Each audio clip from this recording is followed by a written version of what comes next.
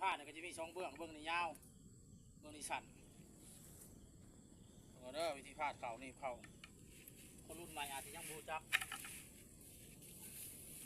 เกี่ยมเข่ามาก่อนพาดข้อให้มันแน่น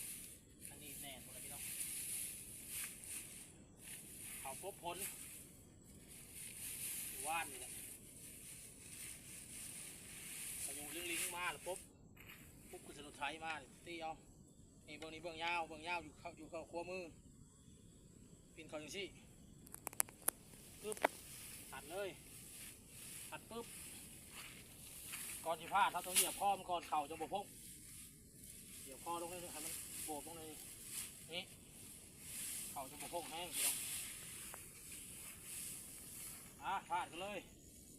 ลงขึ้น